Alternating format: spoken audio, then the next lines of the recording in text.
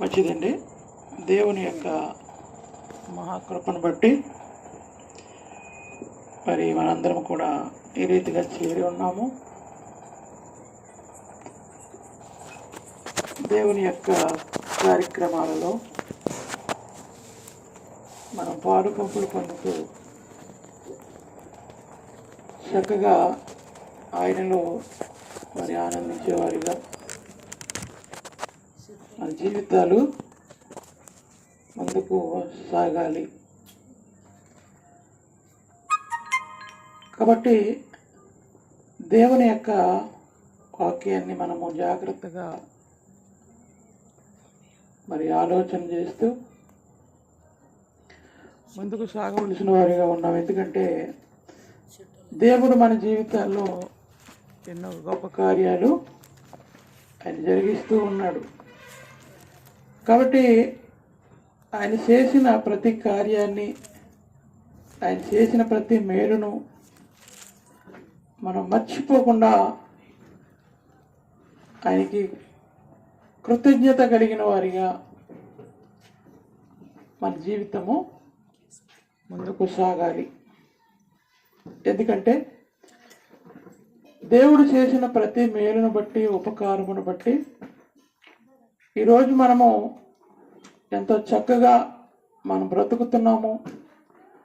మన యొక్క మనుగడను, మన యొక్క జీవితాన్ని మనం కొనసాగించుకుంటూ లోకంలో మరి ముందుకు సాగడానికి దేవుడు ఎంతగానో కృప చూపిస్తూ ఉన్నాడు. కాబట్టి దేవుడు చేస్తున్న ప్రతి కార్యాన్ని బట్టి, ప్రతి మేలును బట్టి, ప్రతి ఉపకారమును బట్టి మనము ఎన్నడూ కూడా ఆయన మన జీవితంలో చేసిన ప్రతి కార్యాన్ని మనం ఎప్పుడు కూడా తలపోసుకుంటూ మనము ముందుకు సాగవలసిన వారిగా ఉన్నాము. ఎందుకంటే ఎప్పుడైతే మనము దేవుడు చేసిన కార్యాలను ఎప్పుడైతే మర్చిపోతామో అప్పుడు మనం దేవునిలో నిలకడగా మన జీవితం ఉండదు. అందుకే భక్తుడు కూడా మాట్లాడుతున్న మాటలు మనం జాగ్రత్తగా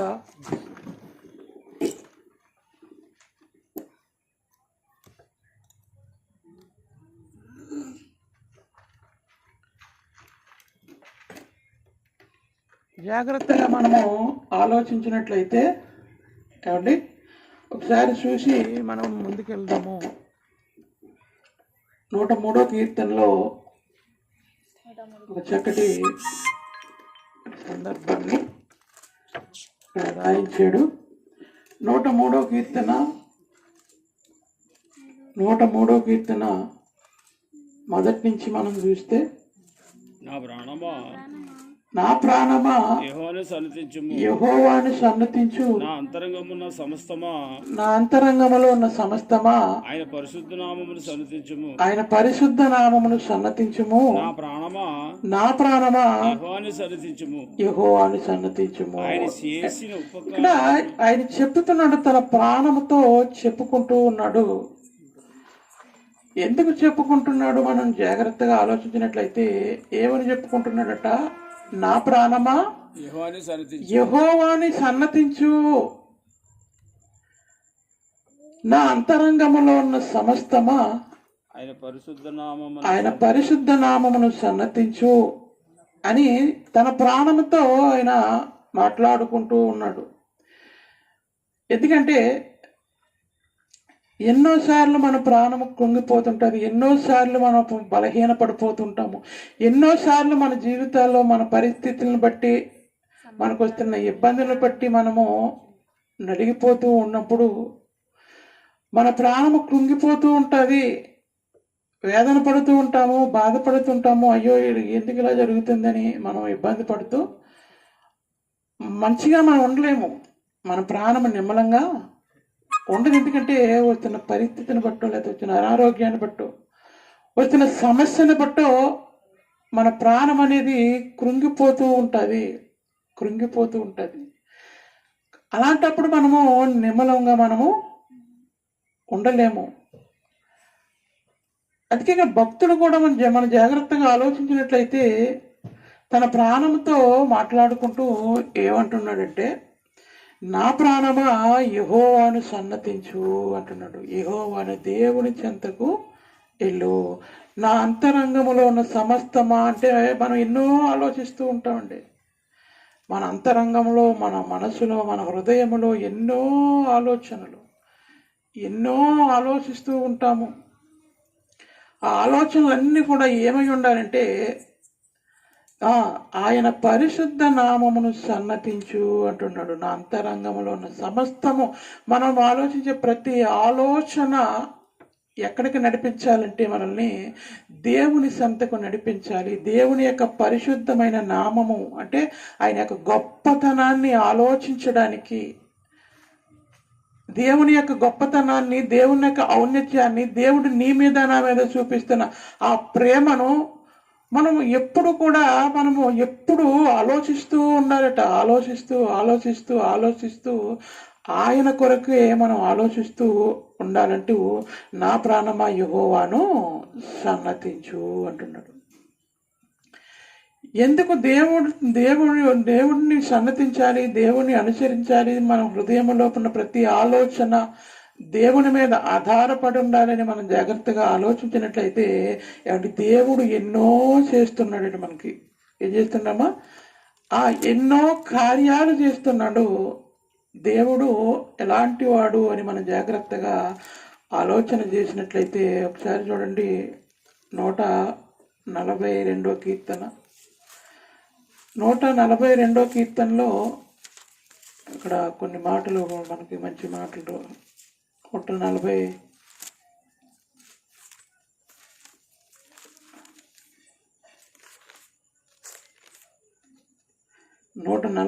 కీర్తన, 145 కీర్తనలో 9వ వచనాన్ని మనం జాగ్రత్తగా ఆలోచించినట్లయితే, యెహోవా అందరికి ఉపకారి, ఆయన కనికరములు సమస్త కార్యముల మీద ఉన్నవి. యెహోవా నీ క్రియలన్నీ నీకు కృతజ్ఞతాస్తుతులు చెల్లించుచున్నవి. నీ భక్తులు నిన్ను స్తుతిస్తున్నారు, సన్నతించుచున్నారు అంటున్నాడు. ఇక్కడ కూడా దేవుడు ఎలాంటి వాడటమ్మా చెప్పాలి. దేవుడు ఎలాంటి వాడట? ఉపకారి. ఎవరికి ఉపకారి? అందరికీ. దేవుడు అందరికీ ఉపకారం చేస్తున్నాడు. దేవుడు అందరికీ సహాయం చేస్తున్నాడు. ఇక్కడ అదే అంటున్నాడు, యెహోవా నీ క్రియలన్నీ, నీ సమస్త కార్యములన్నిటి మీద ఉన్నవి. నీ క్రియలన్నీ నీకు కృతజ్ఞతాస్తుతులు చెల్లించుచున్నవి. క్రియలకు కృతజ్ఞతాస్తుతులు చెల్లించడం ఏంటండి?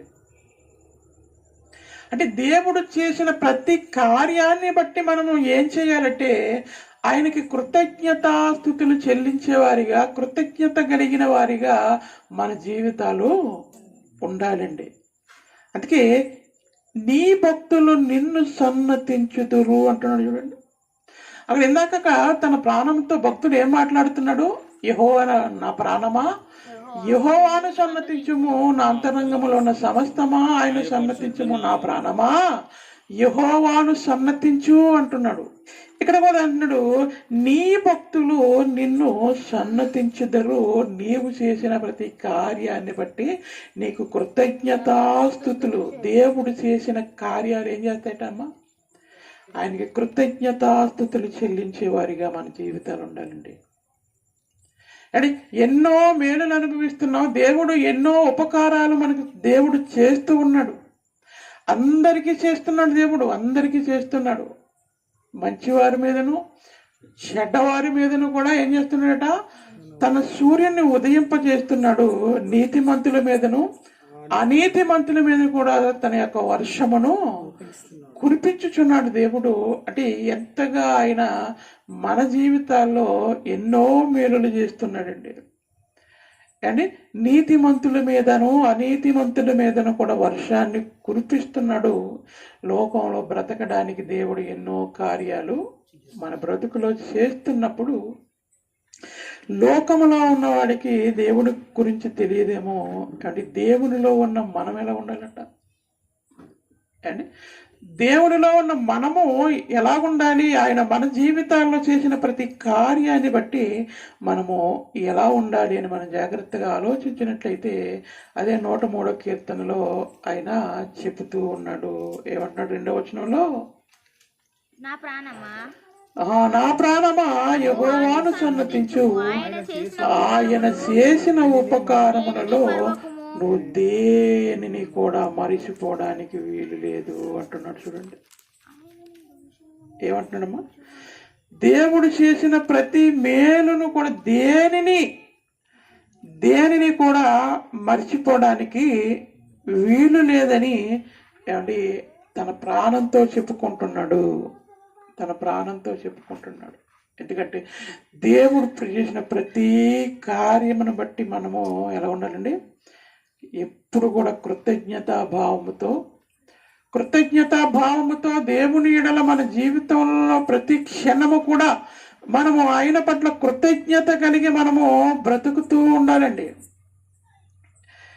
అందుకే భక్తులు ఎందుకు మాట్లాడుతున్నారు మనం జాగ్రత్తగా ఆలోచించినట్లయితే 142వ కీర్తనలో అండి 6వ వచనంలో మనం ఒకసారి ఆలోచించినట్లయితే 142వ కీర్తన 6వ వచనాన్ని చూస్తే, నేను చాలా కృంగి ఉన్నాను, నా మరకు చెవియొగ్గుము, నన్ను తరుము వారు నాకంటే బలిష్ఠులు, వారి చేతిలో నుండి నన్ను విడిపించు. భక్తుడు ప్రార్థన చేస్తున్నాడు దావీదు. ఎక్కడంటే గృహలో ఉన్నప్పుడు ప్రార్థన చేస్తున్నాడండి. గృహంలో ఉన్నప్పుడు ప్రార్థన చేస్తూ ఏమని ప్రార్థన చేస్తున్నాడంటే, నాయనా నేను కృంగి ఉన్నాను, నా ప్రాణము నీరైపోతుందయ్యా, నా ప్రాణం నాకు మంచిగా అనిపిస్తా లేదు, నాకు దినమెల్లా శ్రమలు, శ్రమ. నన్ను తరుమువారు నాకంటే బలిష్ఠులుగా ఉన్నారు, నన్ను తరుముతున్నారు, నేను పరిగెడుతున్నాను, ఎక్కడ నెమ్మది అనేది నా ప్రాణానికి దొరకడం లేదని అండి గృహలో ఉండి భక్తుడు ఏమని ప్రార్థన చేస్తున్నాడు, అయ్యా నేను చాలా కృంగి ఉన్నాను, నా మొరను చెవియొగ్గిము, నన్ను తరుమువారు నాకంటే బలిష్ఠులు, వారి చేతిలో నుండి నన్ను విడిపించు నాయనా, వాడి చేతిలో నుండి నాకు విడిపించు. ఏ సమస్య అయితే, ఏ కష్టమైతే, ఏ ఇబ్బంది అయితే నా ప్రాణాన్ని కృంగతీస్తుందో దాని నుండి నాకు విడుదల దయచేయండి అని మనం ప్రార్థించాలండి. ఏం చేయలేమా? ఏ బాధ అయితే నిన్ను ఇబ్బంది పడుతుందో, ఏ సమస్య అయితే నిన్ను ఇబ్బంది పడుతుందో, ఆ సమస్యకు నుండి, ఆ బాధ నుండి ప్రభువా నేను ఆ బాధను, ఆ సమస్యను, ఆ ఇరుకును నేను జయించలేకపోతున్నాను ప్రభువా, జయించగలుగుటకు నాకు శక్తిని, నాకు బలాన్ని నాకు ప్రసాదించని మనము దేవుని సన్నిధానంలో మనము ఏం చేయాలట, ప్రార్థించేవారిగా మనం ఉండాలి. తండ్రి నాకు ఈ సమస్య నుండి నాకు విడుదలను నాకు దయచేయండి అని మనము ప్రార్థించాలి అంటున్నాడు. అప్పుడు నేను నీ నామమునకు కృతజ్ఞతాస్తుతులు చెల్లించినట్లు చెరసాలలో నుండి నా ప్రాణమును తప్పించు. అప్పుడు నీవు నాకు మహోపకారము చేసి ఉండుటను చూచి నీతిమంతులు నన్ను బట్టి అతిశయించెదరు అంటున్నాడు. ఇక్కడ ఆయన మాట్లాడుతూ, నాయన నా బ్రతుకులో మేలు చేయి ప్రభువా, నా బ్రతుకులో మంచి చేయి నాయన, నా ఇబ్బంది నుండి నన్ను తొలగించు అని మాట్లాడుతూ, నేను నీ నామమునకు కృతజ్ఞతాస్తుతులు చెల్లించినట్లు ఏమన్నాడు, అయ్యా నేను నీ పట్ల కృతజ్ఞత కలిగి బ్రతుకున్నట్లుగా నా బ్రతుకులో ఒక గొప్ప కార్యాన్ని చెయ్యయ్యా, నాకు నా ఈ సమస్య నుండి, నా ఈ ఇబ్బంది నుండి, నా ఈ ఇరుకు నుండి నాకు విడుదలను, నాకు నెమ్మదిని నాకు ప్రసాదించు. నేను నీకు కృతజ్ఞతాస్తుతులు చెల్లించినట్లుగా ఈ చెరసాలలో నుండి దేన్ని విడిపించమంటున్నాడమ్మా? నా ప్రాణమును విడిపించయ్యా, నా ప్రాణాన్ని విడిపించు. నా ప్రాణం నలిగిపోతుంది, నా ప్రాణం ఇబ్బంది పడుతుంది, నా ప్రాణం మరి ఎంతో వేదన పడుతుంది. నా ప్రాణానికి ఏమీ లేదు, నెమ్మది నెమ్మది లేదయ్యా. నా ప్రాణమునకు నెమ్మదిని కలగచేయి నాయనా. నేను నీకు కృతజ్ఞతాస్థుతులు చెల్లించినట్లు, నీకు కృతజ్ఞత కలిగి బ్రతుకున్నట్లుగా నన్ను బలపరచు అని భక్తుడు మాట్లాడుతున్నప్పుడు దేవుడు ఆయనకి విడుదలనిచ్చిన తర్వాత ఇప్పుడు 103వ కీర్తనలో ఏమని మాట్లాడుతున్నాడు? నా ప్రాణమా యెహోవాను ఆ సన్నిధించుము. దేవుని పట్ల నువ్వు దేవుని చెంతకు వెళ్ళు. దేవుని మీదనే నీ మనస్సు, దేవుని మీదనే నీ ఆలోచనలు, నీ అంతరంగములో ఉన్న సమస్తము ఆయన పరిశుద్ధ నామమున మనం సన్నతించినప్పుడు అన్నాడు, ఆయన మనకు ఉపకారము చేస్తానంటున్నాడు. ఆయన ఎవరికి ఉపకారటమ్మా? ఆయన అందరికీ ఆయన ఉపకారం చేస్తున్నాడు. అందరికీ ఆయన మేలు చేస్తున్నాడు. అందరికీ ఆయన మంచి చేస్తున్నాడు. కాబట్టి ఏమండి, ఇప్పుడు భక్తుడు మాట్లాడుతున్నాడు, ప్రభువా నా ప్రాణానికి విడుదలను, నాకు నెమ్మదిని నాయన, నీ ఎడల నేను కృతజ్ఞత కలిగి బ్రతుకున్నట్లుగా నన్ను బలపరచు నాయన అని అండి భక్తుడు ఎంతగానో ప్రార్థన చేస్తున్నాడండి. కాబట్టి ఎందుకు దేవుడి వాక్యం మనకి చెలవిస్తుంది? ఆయన చేసిన ఉపకారములలో దేనిని మనం ఎందుకు మర్చిపోకూడదని మనం జాగ్రత్తగా మనం ఆలోచించినట్లయితే, ఏమండి, ఎవరైనా మనకు సహాయం చేస్తారు కదండి. ఎవరైనా మనకు సహాయం చేసినప్పుడు మనం ఆ సహాయాన్ని మర్చిపోయామనుకోండి, ఏమవుద్ది? నీకు సహాయం చేసిన వ్యక్తిని కూడా నువ్వేం చేస్తావు? నీకు సహాయం చేసిన వ్యక్తిని కూడా నువ్వు మర్చిపోతావు. ఆయన మీద నీకు పెద్ద ధ్యాస ఏమీ ఉండదు. మరి ఆయన నీ పట్ల చేసిన మేలును బట్టో, నీ పట్ల చేసిన ఉపకారమును బట్టో, నీ పట్ల చేసిన సహాయాన్ని బట్టో అవి మనము జ్ఞాపకాలలో మనం ఉంచుకుంటున్నప్పుడు ఏమండి, ఆయన ఎప్పుడు కూడా మన దృష్టిలో ఉంటాడు. ఎందుకు? అయ్యా, పలానా రోజున నాకు ఆయన ఈ సహాయం చేయకపోతే నా బ్రతుకు ఏమవునో, ఈ రోజు ఈ స్థితిలో ఉన్నానంటే పలానా ఆమె నాకు ఎంతో సహాయం చేసిందని మనము ఎప్పుడు కూడా ఆ మనుషులను మనకు సహాయం చేసిన వాళ్ళు మనం వారు చేసిన సహాయాన్ని మనం జ్ఞాపకం ఉంచుకుంటున్నప్పుడు ఏమండి, మనకి సహాయం చేసిన వారు కూడా ఎప్పుడు మన మధ్యలో ఉంటారు. ఎందుకు? వారు చేసిన సహాయం వల్లనే, వారు చేసిన మేలు వలనే, వారు చేసిన ఉపకారం వలనే, వారు చేసిన మాట సాయం వలన, లేకపోతే వారు చేసిన ఆర్థిక సహాయం వలనే ఈ రోజున ఈ శ్రమ నుండి, కష్టము నుండి, ఈ ఇబ్బంది నుండి నేను తప్పింపబడి ఈరోజు చక్కగా నేను బ్రతుకుతున్నానంటే పలానా రోజున వారు చేసిన సహాయం అని అంటే మనం మాట్లాడుకుంటూ ఉంటామండి. మరి దేవుడి విషయానికి వస్తే, కానీ దేవుడి విషయానికి వచ్చినప్పుడు మరి దేవుడు మనకి ఎన్ని చేస్తున్నాడు? మనిషిగా ఒక రోజో 2 రోజులో, లేదా ఒకసారో 2 సార్లు, లేదా నీకు సహాయం చేస్తారేమో, కానీ దేవుడు ఏమండి మనకు సహాయం చేసేది ఎప్పుడు? ప్రతి క్షణము కూడా ఆయన సహాయం లేకుండా లోకంలో మనం బ్రతకగలమా? ప్రతిరోజు ప్రతి క్షణము కూడా ఆయన కునకడో నిద్రపోకుండా నిన్ను నన్ను కాపాడుతూ ప్రతి క్షణము కూడా నన్ను ఆయన ఆదరిస్తున్నాడు. కాబట్టి అంటే ఈరోజు మనము చక్కగా బ్రతకడానికి అవకాశం దేవుడు మనకి ఇస్తున్నాడు. కాబట్టి దేవుడు చేసిన ప్రతి మేలును కూడా ఎప్పుడు కూడా మనం మర్చిపోకూడదు. ఆయన చేసిన మేలును మనం జ్ఞాపకం చేసుకుంటున్నప్పుడు దేవుడు జ్ఞాపకం వస్తుంటాడండి. ఎప్పుడు కూడా మనం దేవుణ్ణి మర్చిపోలేము. ఎందుకు? ఈరోజు ఈ స్థితిలో ఉన్నానంటే ఎవరి కారణం?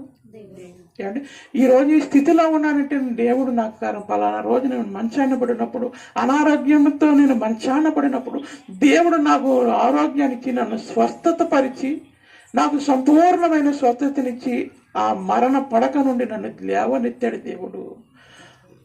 అలా చేశాడు. కాబట్టి ఈరోజు నేను ఆరోగ్యంగా నా కుటుంబాన్ని పోషించుకుంటున్నా, నా కుటుంబాన్ని సంరక్షించుకుంటున్నాను. ఈరోజు ఆ రోజు నేను మంచం మీద కానీ చనిపోతే నా పిల్లలు అనాథలైపోదురు. ఈరోజు నా పిల్లల్ని నేను చక్కగా కాపాడుకుంటున్నానంటే దేవుడు నాకు పలానా రోజున ఆ స్థితిని నాకు కల్పించాడు. అనారోగ్య పరిస్థితిని నన్ను లేవనెత్తాడని ఆయన చేసిన ఆ కార్యాన్ని నువ్వు జ్ఞాపకాలలో ఉంచుకున్నప్పుడు నువ్వు దేవుణ్ణి మర్చిపోతావమ్మా? నువ్వు దేవుణ్ణి మర్చిపోతావా?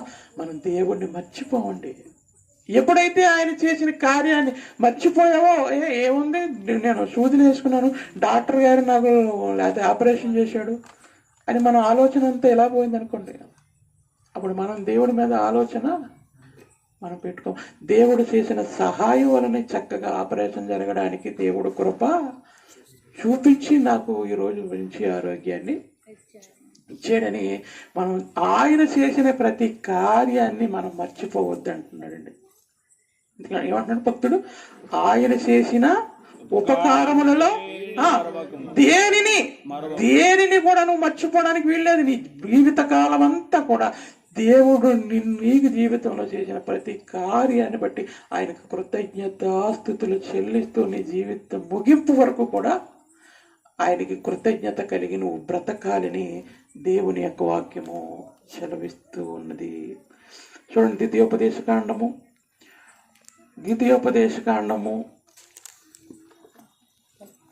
4వ అధ్యాయము,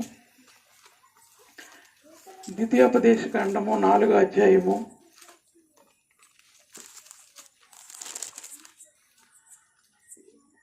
9వ వచనాన్ని మనం ఒకసారి చూస్తే, ద్వితీయోపదేశకాండము 4వ అధ్యాయము 9వ వచనం.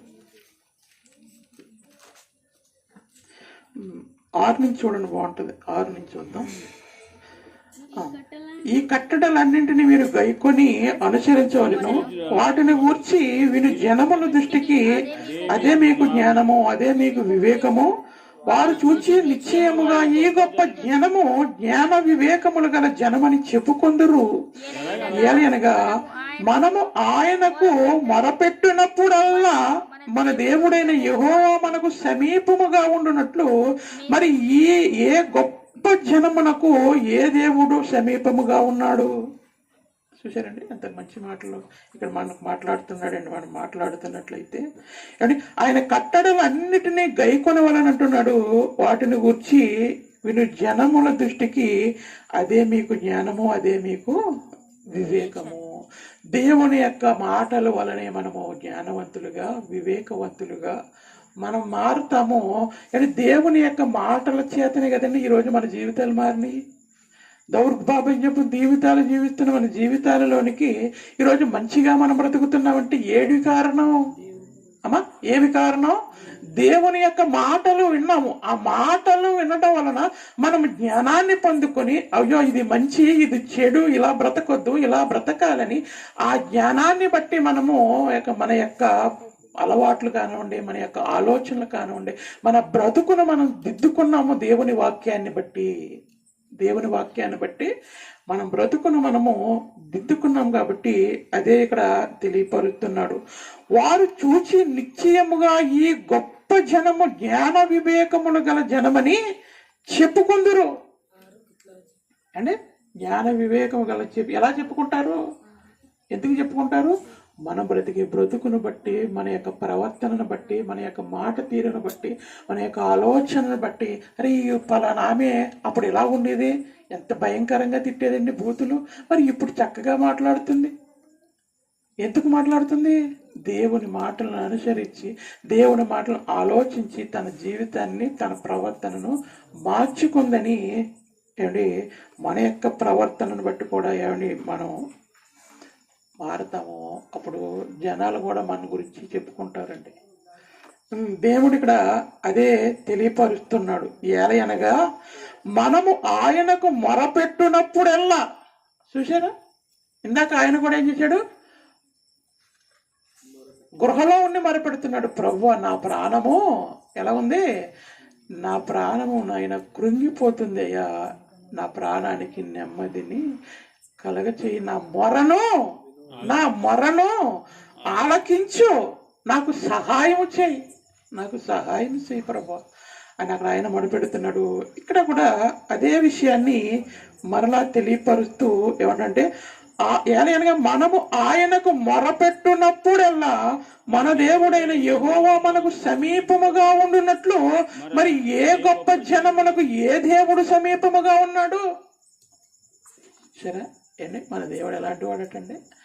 ఎప్పుడు ప్రభు తండ్రి అని అర్ధరాత్రి లేచి నువ్వు తండ్రి నాకు ఈ సమస్య ఉందని నువ్వు చెప్పుకున్నప్పుడు దేవుడు నీ సమస్యను వినడానికి, నీ మొరను వినడానికి సిద్ధంగా ఉన్నాడట. చూడండి ఎంత మంచి దేవుడు అండి మన దేవుడు, ఎంత మంచి దేవుడు అండి. తండ్రి నాకు ఈ బాధ ఉందని నువ్వు అర్ధరాత్రి మేలుకొని చెప్పినా వింటాడటండి. ఇప్పుడు ప్రార్థన చేస్తున్నావు, ఇప్పుడు నీ ప్రార్థన వినడు అంటాడమ్మా. ఏ సమయంలోనైనా అదే మన వాళ్ళు అనుకోండి, అర్ధరాత్రి 2 గంటలకో 3 గంటలకో మాట్లాడకండి. మనము ఫోన్ చేసామనుకోండి, మన వాళ్ళు ఎత్తుతారమ్మా. పోనీ ఎత్తినా మాట్లాడతారు. ఏంటి ఎప్పుడు ఫోన్ చేసావు, నిద్రపాడు చేసావు, నేను ఏదో జరిగింది అనుకున్నాను. మనం కోపపడతాం. ఎవరు? మనోళ్ళే. మన కొడుకో లేకపోతే నీ భర్త నీ భార్య చేస్తేనే ఏం చేస్తాం? కోపడుతుంటాం. పొద్దుగాల మాట్లాడచ్చు కదా అని. కానీ దేవుడు అలాంటి వాడు కదా. ఎప్పుడు ఎల్లప్పుడూ కూడా ఏమండి ఆయన మన మొరను వినడానికి విన్నట్లుగా మరి ఏ గొప్ప జనమునకు ఏ దేవుడు సమీపముగా ఉన్నాడు అండి. ఏమంటున్నాడు? ఎంత గొప్ప దేవుణ్ణి మనం కలిగి ఉన్నాము, ఎంత గొప్ప దేవుణ్ణి మనము కలిగి ఉన్నాము. ఎన్ని గొప్ప కార్యాలు మన బ్రతుకులో ఆయన చేస్తున్నాడు, ఆయన ఉపకారం చేస్తున్నాడు అని మాట్లాడుతూ 9వ వచనం చూడండి. ఇప్పుడు అయితే నీవు జాగ్రత్త పడము, నీవు కనులారా చూచిన వాటిని మరొక ఉండునట్లు అవి నీ జీవిత కాలమంతయు నీ హృదయములో నుండి తొలగిపోకుండానట్లు నీ మనస్సును బహు జాగ్రత్తగా కాపాడంటున్నాడు. చూసారా? ఏమండి, దేవుడు నీకు చేసిన ప్రతి కార్యాన్ని బట్టి ఆయన యొక్క మాటలు లేకపోతే ఆయన యొక్క ఆలోచనలు, ఆయన నీకు నాకు చేసిన ఆయన యొక్క క్రియలు, ఆయన యొక్క మేలు, ఆయన యొక్క ఉపకారం ఎప్పుడు దాకా ఉండాలట?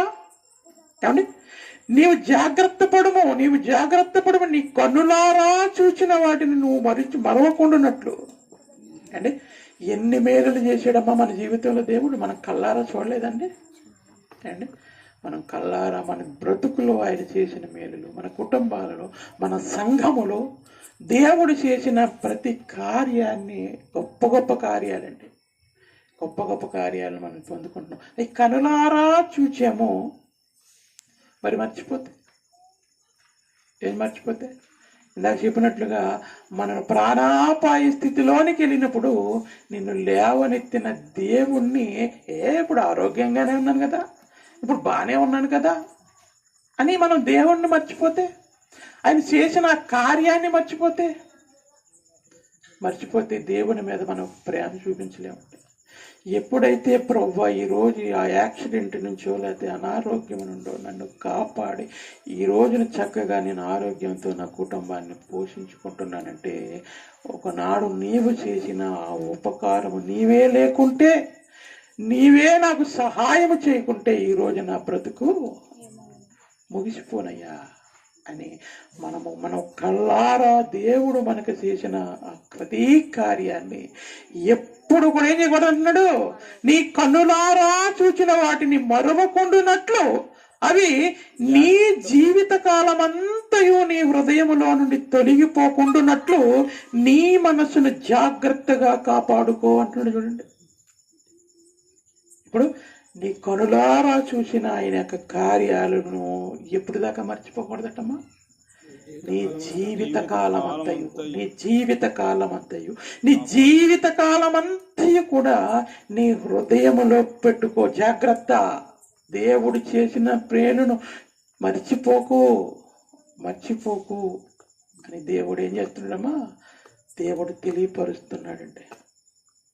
భక్తుడు మాట్లాడుతున్నాడు, నా ప్రాణమా ఈరోజు నువ్వు నిమ్మలంగా ఉన్నావు కదా, ఈరోజు బాగున్నావు కదా, ఈరోజు సంతోషంగా ఉన్నావు కదా, ఒకనాడు కృంగిపోయావు కదా, కృంగిపోయిన నా ప్రాణమా నిన్ను ఈరోజు నెమ్మదిపరిచిన దేవుడు చేసిన ఆ మేలును ఉపకారాన్ని నువ్వు ఎన్నటికీ కూడా మర్చిపోవడానికి వీరు లేదు. ఆయనను సన్నతించు, ఆయనను సన్నతించు, ఆయనను సన్నతించు, ఆయనతోనే ఉండంటున్నాడండి. ఏమన్నాడు? ఆయనతోనే ఉండాలట, ఆయనతోనే ఉండాలట. కొంచెం 6వ అధ్యాయం అదే ద్వితీయోపదేశకాండము, 6వ అధ్యాయము 12వ వచనం చూద్దాం. 12వ వచనం. దాసుల గృహమైన ఐగుప్తులో నుండి నిన్ను రప్పించిన యెహోవాను మరవకుండా నీవు జాగ్రత్త పడుము. ఏమన్నాడు? నీ దేవుడైన యెహోవాకు భయపడి ఆయనను సేవించి, ఆయనను సేవించి. ఇక్కడ కూడా అదే చెప్తున్నాడండి. ఏం చెప్తున్నాడు? ఒకనాడు మీ జీవితాలలో దేవుడు ఎంతో గొప్ప కార్యాలు దేవుడు చేశాడు కదా. ఎక్కడి నుంచి తీసుకొచ్చాడు అంటున్నాడు? దాసుల గృహమైన ఐగుప్తులో నుండి నిన్ను రప్పించిన. ఎక్కడి నుంచి రప్పించాడట? దాసత్వాన్ని అనుభవిస్తున్నారు 430 సంవత్సరాలు. ప్రవ్వా అంటే ఏంటి మాకు బాధ, ఏంటి బానిసత్వం, ఈ సంఖ్యల నుండి, ఈ సమస్య నుండి, ఈ వేదన నుండి మాకు విడుదల దయచే, విడుదల దయచే, విడుదల దయచే. ఎంత సంవత్సరాలు? 430 సంవత్సరాలు బానిసత్వముతోనే ఉన్నారండి ఐగుప్తులో. వారికి సంతోషము లేదు, వారికి ఆనందము లేదు, వారికి నిమ్మలం లేదు, వారి ప్రాణానికి నెమ్మది లేకుండా ఏమండి వారికి అక్కడ పనిపాట్లు చేసుకుంటూ ఏం చేస్తారట? అయ్యా మాకు ఈ సమస్య నుండి మాకు విడుదల, విడుదల, విడుదల, విడుదల అని మొరపెడుతున్నారండి. మొరపెడుతున్నప్పుడు దేవుడు ఏం చేశాడు? ఆలకించి, వారి మొర ఆలకించి దేవుడు ఏం చేశాడు? దాసుల గృహమైన ఐగుప్తులో నుండి నిన్ను విడిపించిన, నిన్ను రప్పించిన యెహోవాని ఏం చేయకూడదు అన్నాడు? మరవకుండా నీవు జాగ్రత్త, జాగ్రత్త, జాగ్రత్త. దేవుడు చేసిన కార్యాలు నీ బ్రతుకులో మర్చిపోవడానికి వీలు లేదు. బహు జాగ్రత్తగా ఉండాలి సుమా. చూసారండి ఏమంటున్నా? ఎప్పుడో చేసిన వారి కార్యాల గురించి మాట్లాడుతూ, నేను చేసిన కార్యాలు ఎన్నటికీ మీరు మర్చిపోకండి. దేవుడు చేసిన కార్యాలే కానీ మర్చిపోతే ఏమండి మన బ్రతుకు ఎలా మారిపోద్దో చూసారా? ఇప్పుడు న్యాయాధిపతుల గ్రంథము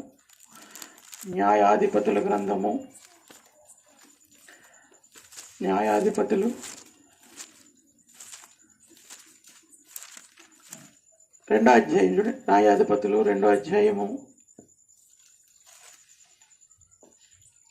10వ వచనం చూద్దాం.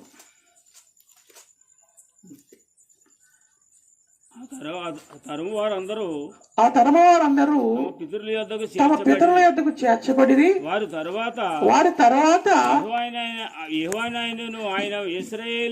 యెహోవానైనను ఇశ్రాయేలు కొరకు ఆయన చేసిన కార్యములైనను ఎరుగని తరము ఒకటి పుట్టగా. చూసారండి ఎలాంటి తరం పుట్టిందట?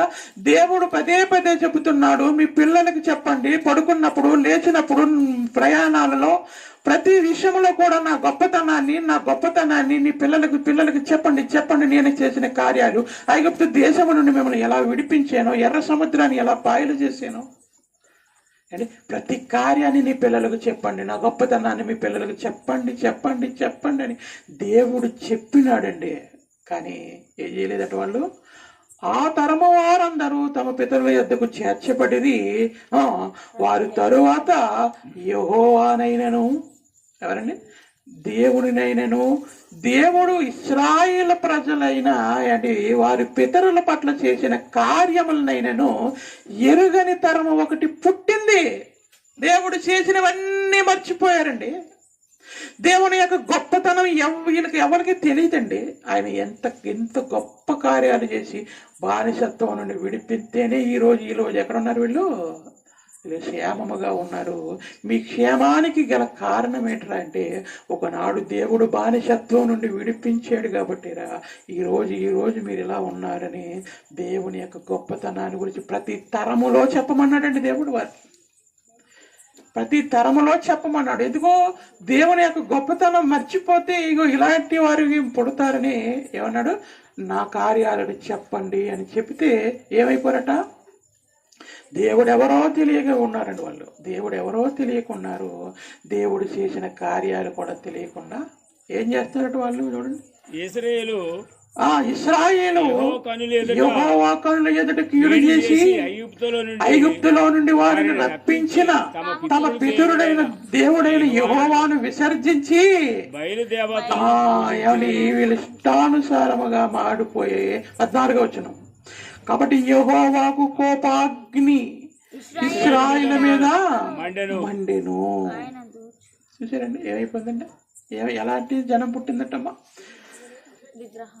ఎలాంటి జనముగా వారు మారిపోయారట. ఇశ్రాయేలు యెహోవా కనుల ఎదుట కీడు చేసి ఐగుప్తులో నుండి వారిని రప్పించిన తమ దేవుడైన యెహోవాని విసర్జించి చేయరాని ఏదైతే దేవుడు చెయ్యొద్దన్నాడో అందులోకే వీరు వెళ్ళిపోయారండి. చూసారా, ఏదైతే వద్దన్నాడో దేవుడు అందులోనికే వెళ్ళిపోయారండి. ఎందుకు వెళ్ళిపోయారు ఎందుకు వెళ్ళిపోయారు? దేవుడు చేసిన కార్యాలు మర్చిపోయిందండి ఆ సమాజం. దేవుడు చేసిన మేలులు మర్చిపోయిందండి ఆ సమాజం. దేవుడు చేసిన ఉపకారము మర్చిపోయిందండి. మర్చిపోయి ఏమైపోయారు, దేవుణ్ణి విసర్జించేసారు. ఎందుకు చెప్పాను, అందుకే చెప్తాను. దేవుడు చేసిన ఉపకారములలో దేనిని మరవకూడదు. ఎందుకయ్యా అంటే ఆయన చేసిన కార్యాలు నీ జీవితంలో నీ మదిలో ఉన్నప్పుడు కృతజ్ఞత కలిగి బ్రతుకుతావు. కృతజ్ఞత కలిగి బ్రతుకుతావు. ఎప్పుడైతే అవి మర్చిపోయావో దేవుణ్ణి కూడా మర్చిపోతావో, దేవుణ్ణి కూడా మర్చిపోతావండి. ఆయన చేసిన ఉపకారాలలో దేనిని కూడా మనము మర్చిపోకూడదు. దేనిని కూడా మర్చిపోకూడదు.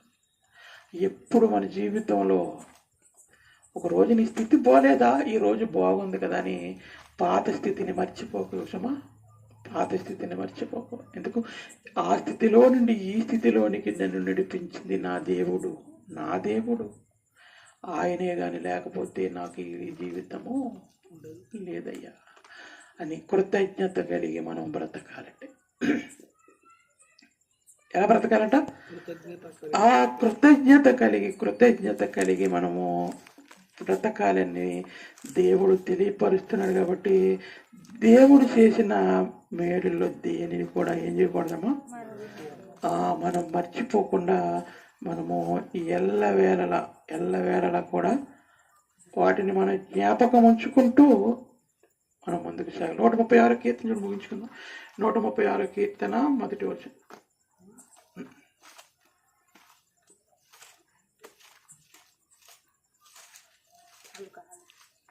యెహోవా దయాళుడు, ఆయనకు కృతజ్ఞతాస్తుతులు చెల్లించుడి. ఆయన కృప నిరంతరము ఉండును. దేవదేవునికి కృతజ్ఞతాస్తుతులు చెల్లించండి. ఈ అధ్యాయం అంతా కూడా అండి అదే రాయబడుతుంది. ఆయనకు కృతజ్ఞతాస్తుతులు చెల్లించండి. ఆయన దయాళుడు, ఆయన ఉపకారి. కాబట్టి ఆయన చేసిన ప్రతి మేలును బట్టి, ఆయన నీ మీద చూపిన దయను బట్టి, కృపను బట్టి నువ్వు నీ జీవిత కాలం అంతే కూడా దేనిని కూడా మర్చిపోకుండా ఎలా ఉండాలంటున్నాడు, ఆయనకు కృతజ్ఞతాస్తుతులు చెల్లించూ బ్రతకాలి. ఆయనకు కృతజ్ఞత కలిగి బ్రతకాలండి. ఆయనకు కృతజ్ఞత కలిగి బ్రతకాలి. నువ్వు బ్రతకాలి. ఆయన చేసిన ప్రతి మేలు నీ బిడ్డలకు చెప్పాలి. ఒరే నాయన, ఒక రోజు దేవుడు చేసిన మేలును బట్టేరా మనం ఈ రోజు ఈ స్థితిలో ఉన్నాము. ఒక రోజు మన స్థితి ఏంటో తెలుసా? దీనాది దీనమైన స్థితిరా. ఈ రోజు ఈ స్థితిలో ఉన్నామంటే ఆయన చల్లగా నిన్ను కాపాడాడు. అందుకే ఈ రోజు ఈ స్థితిలో మనము ఉన్నాము. ఆయన పాదాల చెంతకు మనం వెళ్ళినప్పుడు, ఆయన నమ్ముకున్నప్పుడు, ఆయన మీద ఆధారపడినప్పుడు ఈ రోజు దేవుడు మనల్ని చల్లగా కాపాడుతున్నాడని నీ బిడ్డలకు చెప్పాలి. నీ బిడ్డలకు చెప్పినప్పుడు వాడు కూడా దేవుని మీద ప్రేమ కలుగుతుంది. అవునా, దేవుడు చేసిన మేలును బట్టేనా ఈ రోజు ఈ స్థితిలో మేము ఉన్నాము అని దేవుణ్ణి వాడు కూడా ఏం చేయరమ్మా, మర్చిపోకుండా ఆయన పట్ల కృతజ్ఞత కలిగి బ్రతుకుతారు. ఎప్పుడు మనం దేవుని పట్ల కృతజ్ఞత కలిగి బ్రతుకుతుండాలి. అండ్ మన బిడ్డలకు కూడా, మన పిల్లలకు కూడా ఆయన యొక్క గొప్పతనాన్ని చెప్పేవారిగా మనము కూడా ఉన్నప్పుడు వారిని కూడా దేవుని పట్ల ప్రేమ చూపించే విధంగా, ప్రేమను పెంచుకునే విధంగా మనము కూడా వారికి చెప్పాలండి. మనం చెప్తామమ్మా. చెప్పకని వారు ఏమైపోయారట, యెహోవానైనను ఇశ్రాయేలు కొరకు ఆయన చేసిన కార్యములైనను ఎరుగని తరము పుట్టింది. దేవుణ్ణి మర్చిపోయారు, దేవుణ్ణి విసర్జించిందండి. అలాగే మన పిల్లలు కూడా దేవుని విసర్జించొద్దు. మనము కూడా దేవునికి దూరంగా ఉండే పరిస్థితుల్లో ఉండకూడదంటే ఏముండాలట, ఆయన చేసిన ప్రతి కార్యాన్ని మనం తలపోసుకుంటూ ఉండాలి. దేనిని మర్చిపోకూడదండి, మర్చిపోకూడదు. మరవలేనప్పుడు మనం దేవుడి పట్ల ఎప్పుడు భయంతో భక్తితో కలుగుంటాం. ఆయన మనం సేవించే వారిగా ఉండాలి. ఆయనను దేవుని అట్లా భయము కలిగి ఆయన సేవిస్తూ మన జీవితాన్ని ముందుకు కొనసాగించుకునే వారిగా మనం అందరూ ఉండాలని మరి మిమ్మల్ని అందరినీ కోరుకుంటూ నా మాటలు ముగిస్తున్నాను.